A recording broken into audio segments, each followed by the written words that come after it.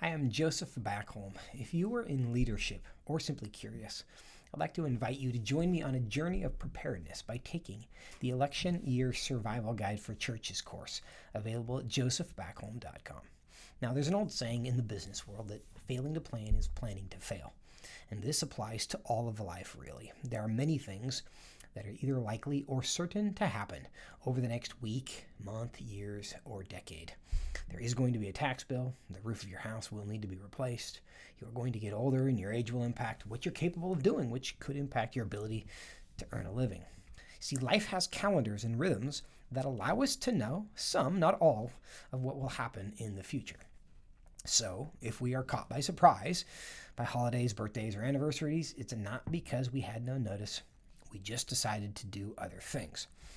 Similarly, there are many things churches can be confident will happen in the future.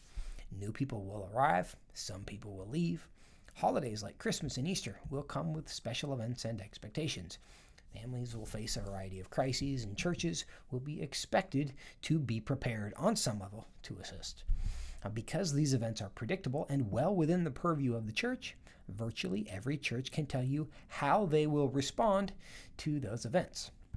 But there is one event, though certain to come and often disruptive, that most churches never prepare for. What are these events? Elections. There's no single reason churches are often caught off guard. In some cases, churches feel it's inappropriate to have a plan for an election. But in most cases, the reason churches are uncomfortable with election season and generally prefer it to pass unnoticed within the walls is because elections feel like a distraction.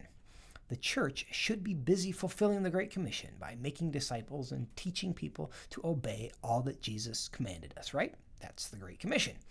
And elections feel like a distraction from that mission to some of us. But what if they don't have to be? The church is prepared for events like Christmas and Easter because there's a very clear gospel nexus. The birth and resurrection of Christ provide an obvious opportunity to present the gospel. That doesn't mean the American church is committed to only recognizing overtly Christian holidays. Somehow we're still comfortable acknowledging and even celebrating the 4th of July, Veterans Day, and Memorial Day, as we should. Now, these provide opportunities to talk about why God created government, why people rejoice when the righteous are in authority, and the value of sacrifice. Increasingly, even Super Bowl Sunday receives formal recognition from churches in the form of special events and adjusted church schedules.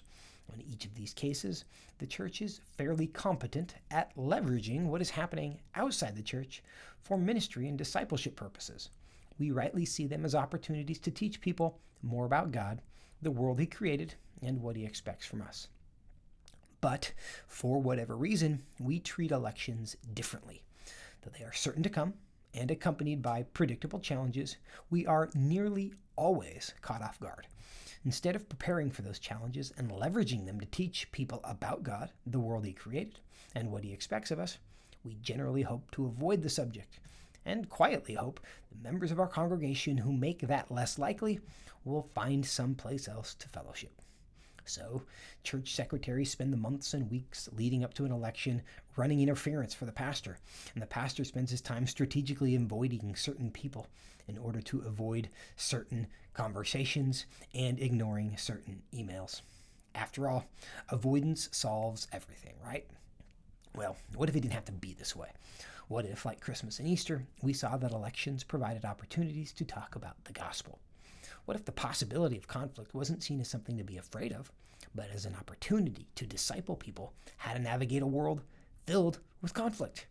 What if we helped people see elections not as a battle between elephants and donkeys, but as a battle between principalities and powers, involving the rulers of the darkness of this age? What if the issues presented on our ballot were not something to be afraid of, but were discussed as opportunities to be sober-minded, to reject tribalism, to take every thought captive to the obedience of Christ? Now, whether you're a soldier, an athlete, or a teacher, or a courtroom advocate, it feels very different to walk into a situation prepared as opposed to being unprepared.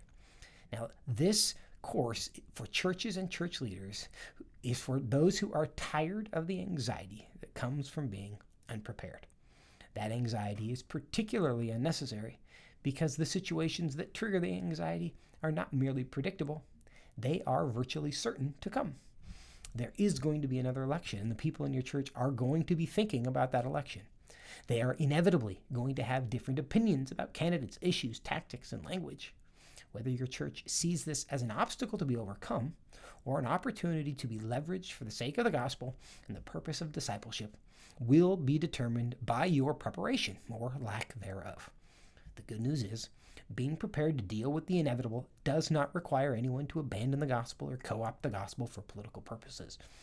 The goal here is to make you excited about the election to come, not because you can use it to advance your personal political preferences, but because you will see more opportunities for discipleship, gospel presentation, and demonstrations of service than you can possibly take advantage of. I've created the Election Year Survival Guide exactly for that purpose. So if you're ready to enter this election season prepared rather than afraid, let's get started.